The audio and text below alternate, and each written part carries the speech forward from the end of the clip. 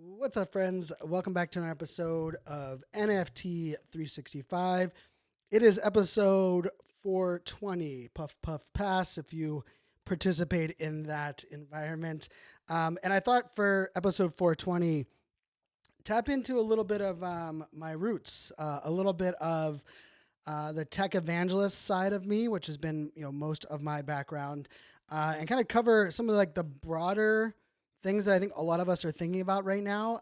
And it kind of all ties perfectly together. And there's been a lot of great reminders in Web3, in sports, in the business world of like kind of this idea of change, of defining the future, and also kind of remembering that in many cases, you know, decisions that are being made are business, not personal. And that is hard for me to say. I don't know about you guys, but I am a people pleaser, and I am often one that in my career, in my past, I have made the mistake where I have made decisions that were not beneficial for my business, but were things that I wanted to do, right, or things that I would enjoy, and I would give it away rather than charging what I should charge for, or I would assume certain people would make the same decisions I would make, and in turn they would not, or they did not. And it's been interesting over the last couple months, identifying the kind of the creator economy, and even trying to figure out what's next for me individually, right? Because as most of you know, professional speaker is a lot of my job, and then also as a content creator. But I'm entertaining opportunities to go back into the full-time kind of workforce, still content create on the side. But I'm entertaining that as a future endeavor. As I really enjoy working with teams, and I enjoy building things together, and not having as much to worry about, individual budgets or R&D, or a lot of these things that we end up having to do as an entrepreneur. And if you have a brand or a company that you know of, or that you think I would be a good fit with, hit me up. I'm entertaining and open to all the possibilities. I'm not saying anything is set in stone. The podcast will continue to go on. We will continue to create a lot of the content that we do, but I'm keeping my options open. And keeping your options open, I think, is also just one of the themes that I think is so important in this space. And I know not everybody is a golfer that listens to this podcast. I know not everyone is an Apple fanboy that listens to this podcast. And I know not everyone cares about like streaming TV wars and marketing at that level, but I'm going to connect all of those marks. And I'll start with kind of the most recent one, and we'll talk a little bit about the SEC and their most recent kind of filings with what they're doing with securities. But I have to say, I was like floored, blown away that the PGA Tour announced yesterday that they were merging with Liv Golf. For those that don't know, Liv Golf is a Saudi-based golf tour that started about a year and a half ago, and they paid crazy amounts of money for people to go over there and play. It was me less golf matches. They got to play as a team, and they got paid, tons of money. Rumors of Tiger Woods getting offered $800 million, and Roy McIlroy turned down $500 million. And when all of this was going down, the PGA Tour was blown away, right? Because it's really, let's face it, it is a run by a lot of old, set in their stone white guys. And there's change is not their flavor. Disruption is something they've never really had to deal with. And in many cases, they took a hard stance, like saying that anyone that left the PGA Tour to take the money from Liv would never be able to come back and get their PGA Tour card. They'd be allowed to play in the majors, but they wouldn't be allowed to get points. And if they took money from the Saudis, then they were bad people, because you don't know where that money is going from, or what that money has been funded by, or what are the living conditions there in Saudi, and all of that. And then out of nowhere, those same people that have made those proclamations, and they really, there was many golfers that decided to turn down that money because they believed it was what was best for golf.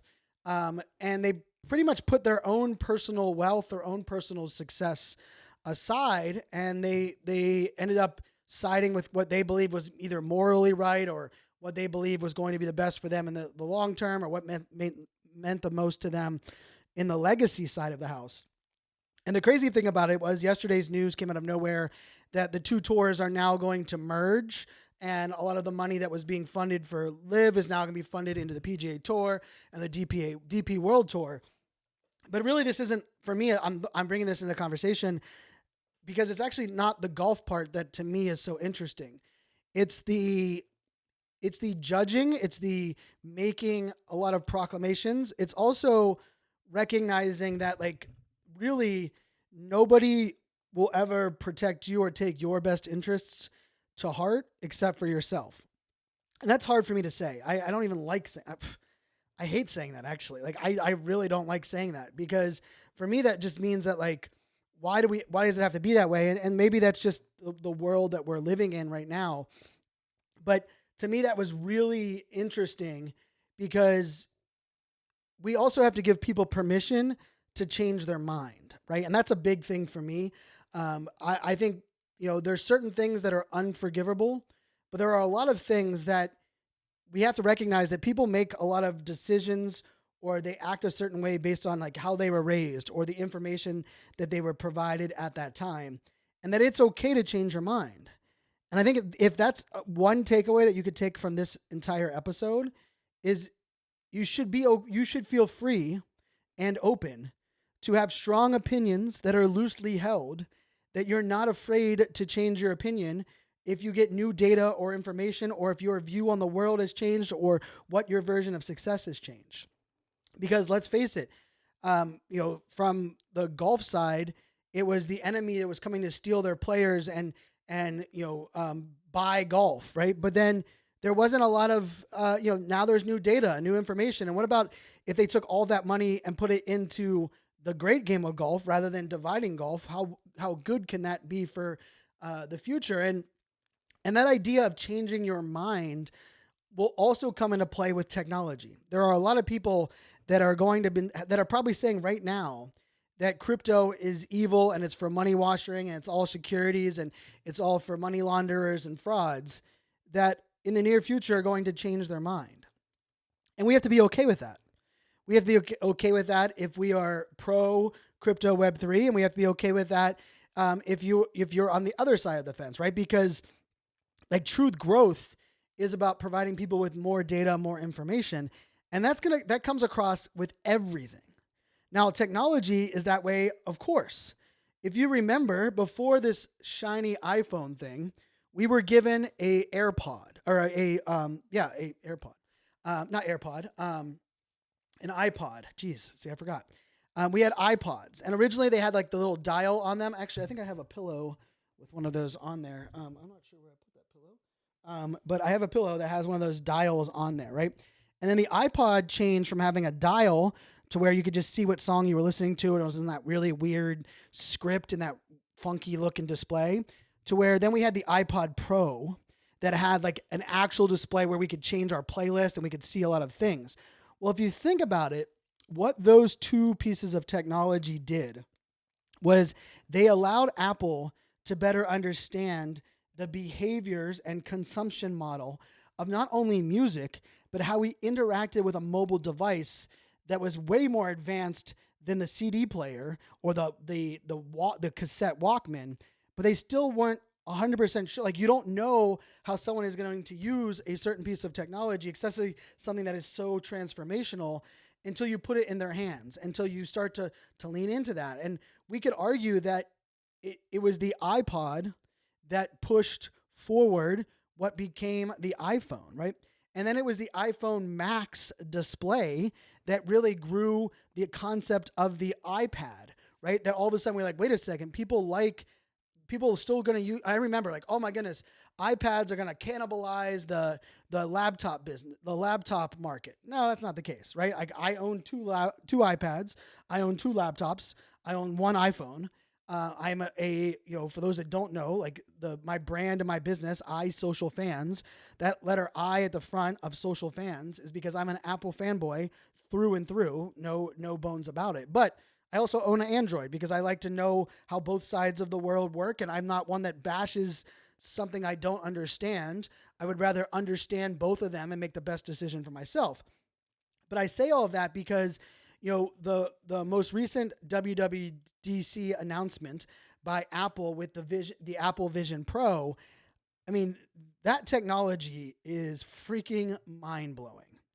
Now, most people, most news outlets, and most people that don't like change, they jumped on the price point and said, wait a second, we don't even want to buy the Quest from Facebook for $500. Why the hell are we going to buy the Apple Vision Pro for $3,500? Now, for those that are in Web3 and crypto, $3,500 is less than 2 ETH, just to be clear. I know many of you that have bought a lot of crappy things for less than around 2 ETH that you could buy like some of the most advanced technology that we have at our disposal.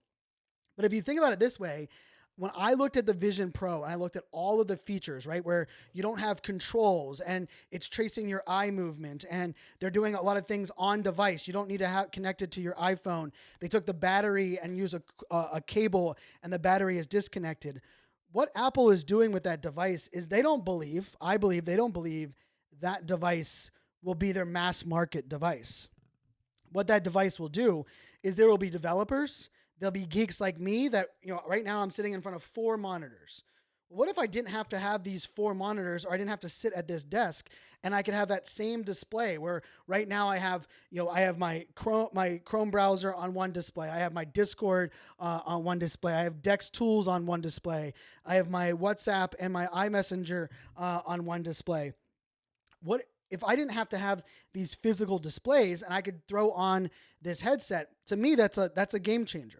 But I will tell you, the pieces about this that Apple will start to learn is, okay, hey, there's a 2-hour battery life. People are freaking out because there's a 2-hour battery life. What I heard when I heard there was a 2-hour battery life is they don't see people wearing this device for longer than 2 hours at a time.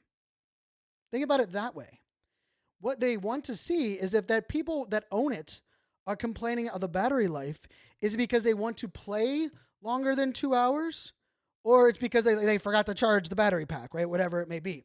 Or maybe they're trying to determine what are people's threshold for wearing something on their face. Like I, for one, I don't wear sunglasses very often because I like wearing my hats pretty low, and most sunglasses bump underneath my hat. And I also, when I'm talking to people, I don't like people to have to look through sunglasses. I've just never been that person. No shade on those that wear sunglasses, inside, or wear your sunglasses in the dark. You can take that wherever you want.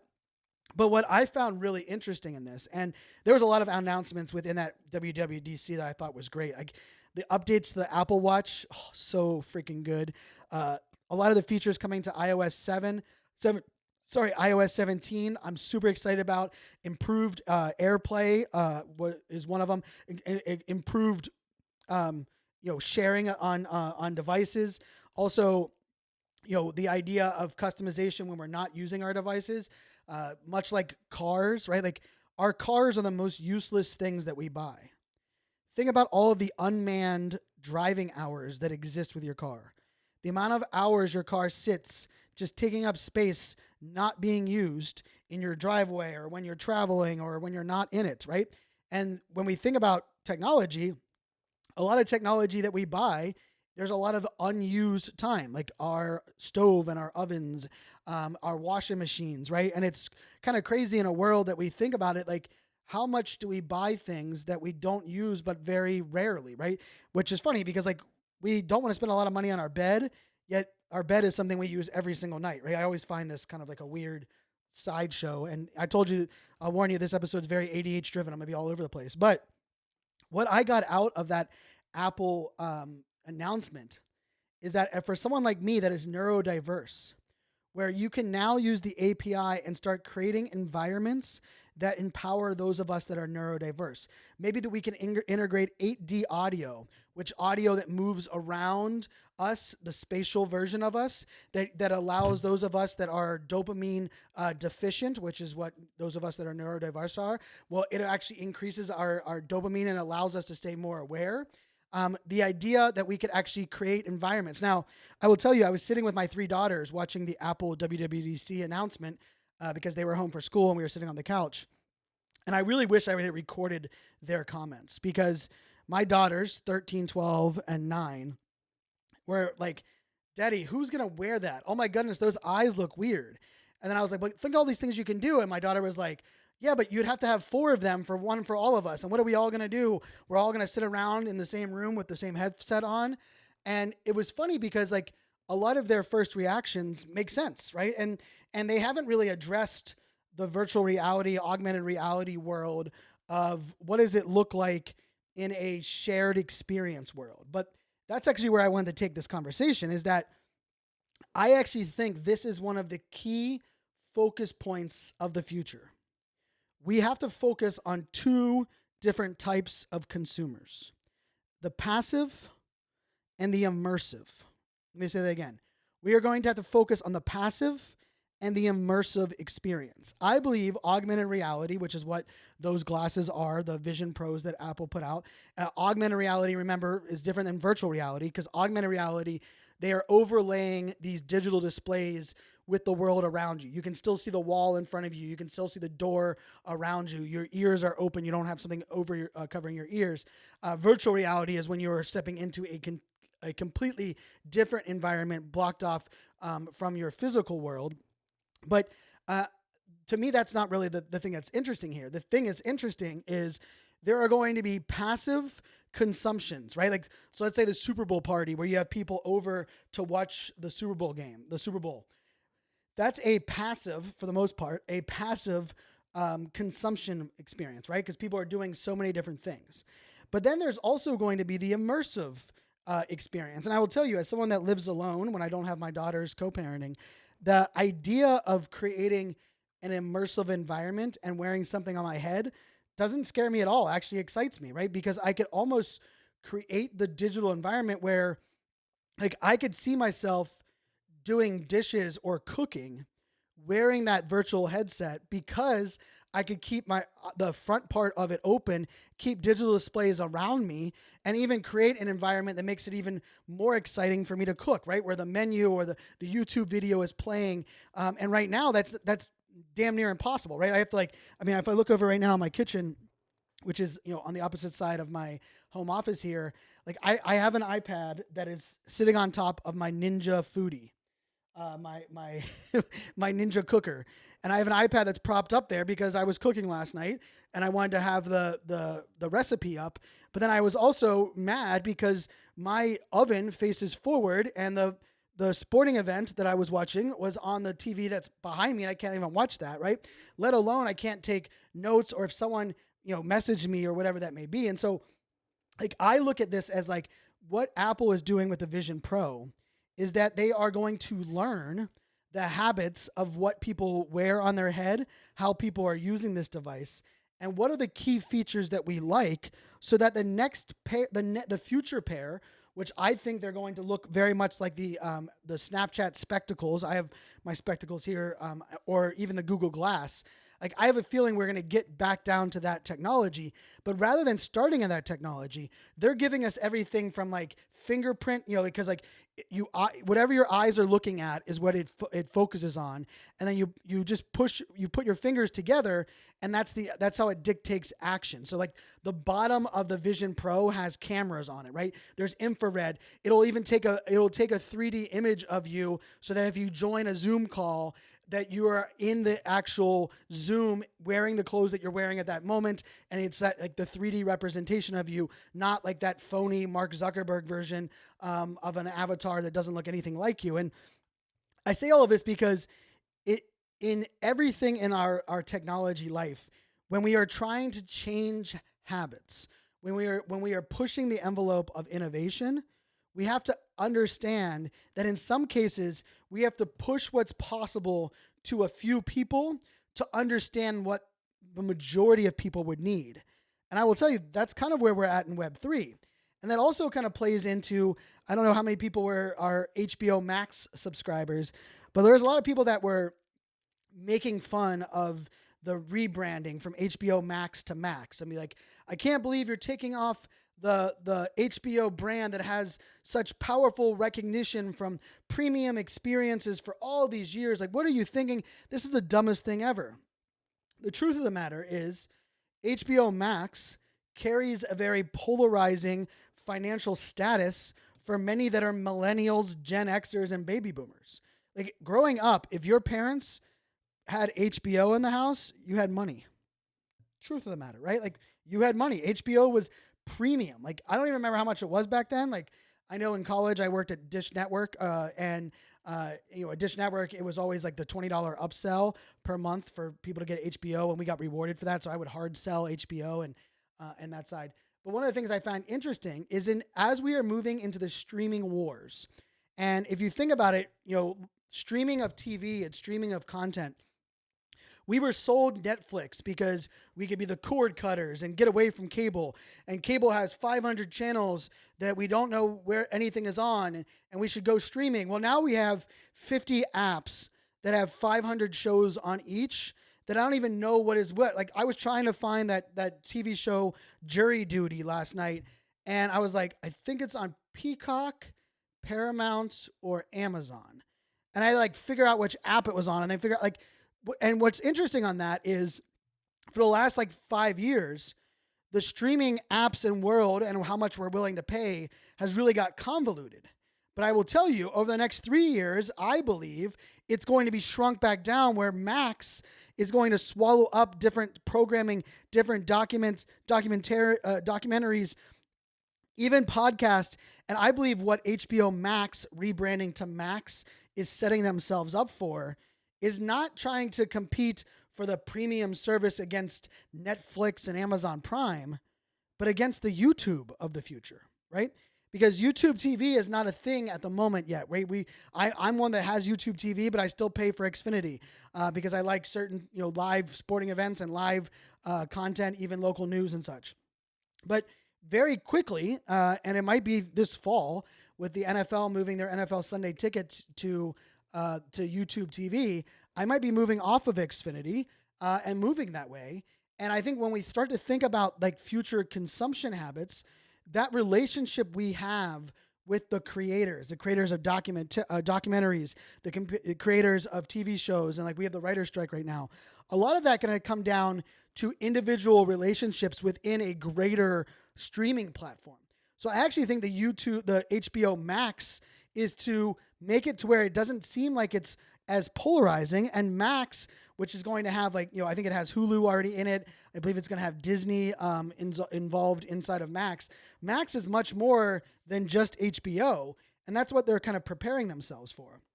And so I say all this because we have the Golf Merger, which is like the most beautiful example of disruption and people, getting mad, frustrated, kicking up the dirt, calling people names, only to a year and a half later say, hey, it's all business and we'd rather have the money than not have the money, and they're going to make the change. And just for the record, I think it's a great move for golf consumers. I think the people that get screwed in this are the golfers that are on the lower tier, like the golfers that turn down the $50 million to go over to Liv, and the golfers that barely make the cut on a regular basis today, and now having all these golfers come back. Like those are the ones that get screwed in that mark. But I will tell you, the thing that is super exciting that we have to also connect this to Apple is that Apple drives trends, adoption, and mainstream conversations. Like I was in the cloud computing space. Nobody cared about cloud computing until iPhoto all of a sudden had photo streams in the cloud. When all of a sudden my dad was like, oh yeah, my photos live in the cloud, all of a sudden the idea of cloud transactions and software as a service, and you just pay a subscription fee, all of a sudden that became much smoother, much more made sense. The idea of Apple Pay, like I don't use my physical cards barely ever.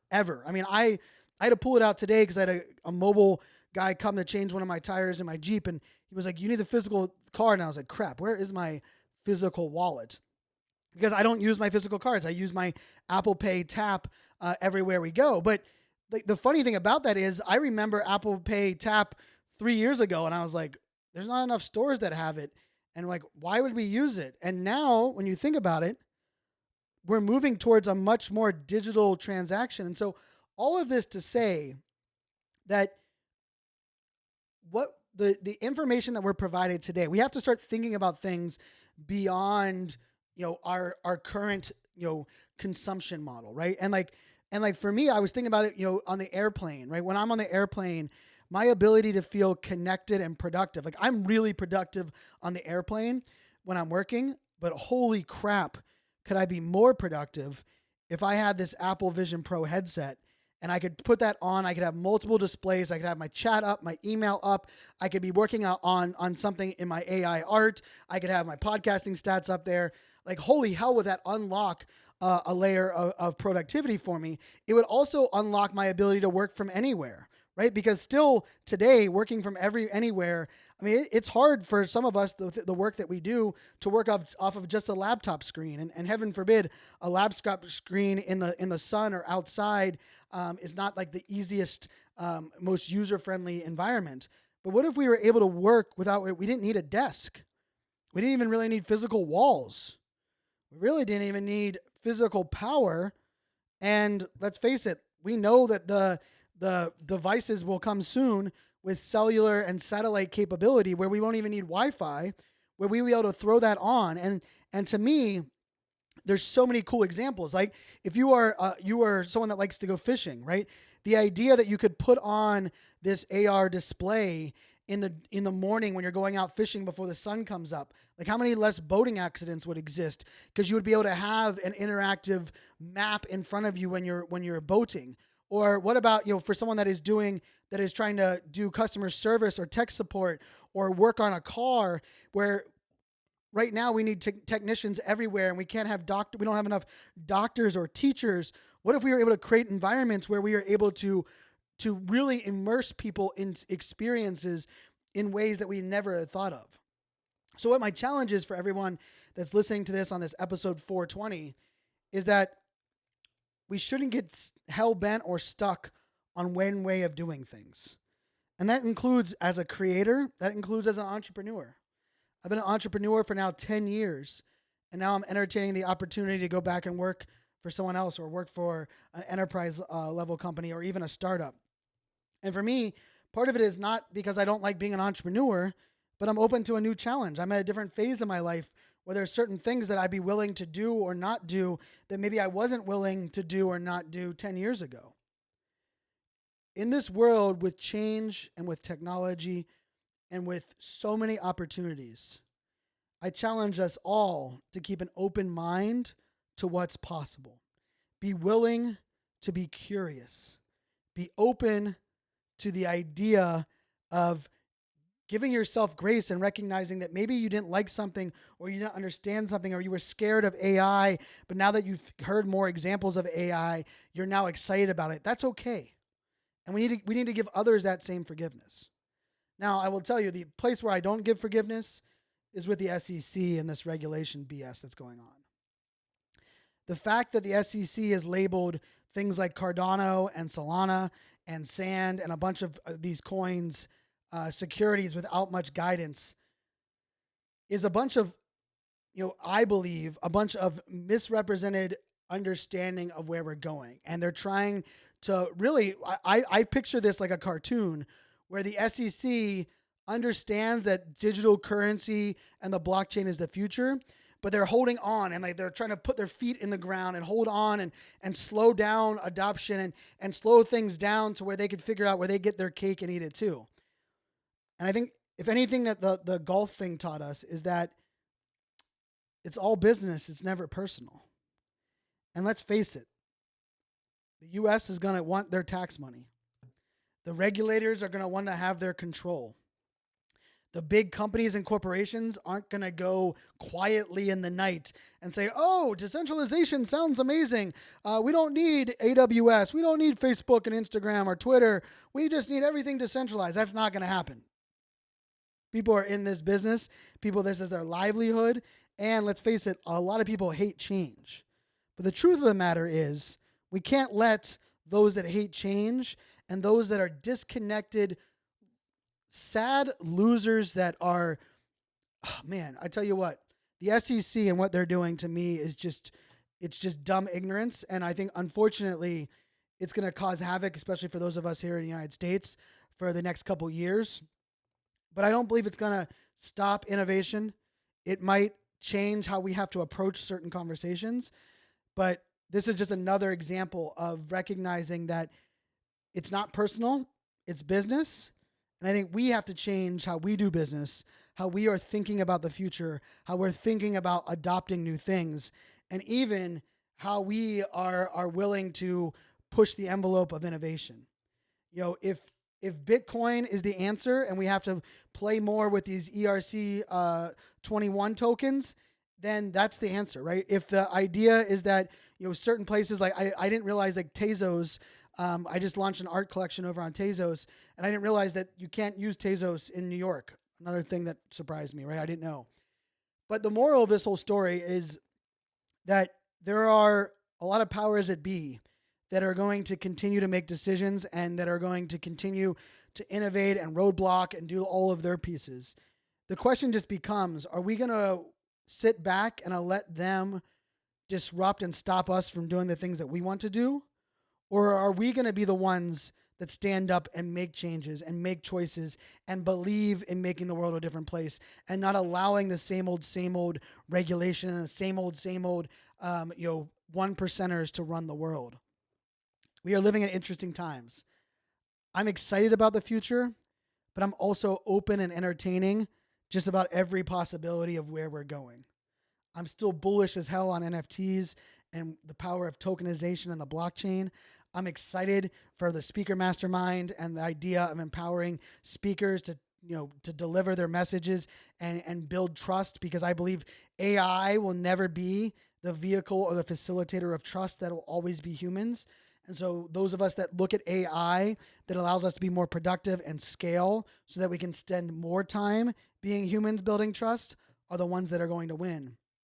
But we also have to own the fact that a lot of this change is scary. It's unknown. And some people are going to get hurt. Some people are going to get burnt. Some people are going to get left holding the bag. Some people are going to get stuck behind. And they're going to get stuck realizing that they should have embraced the change. But I think more so than anything else, I am still extremely confident and bullish and excited about creating a future that is not just better for my children, but is better for us right now living it, where we are able to disrupt and change the status quo and really transform this idea of finding that harmony between technology and humanity. Till next time, my friends, make it a great day. Cheers.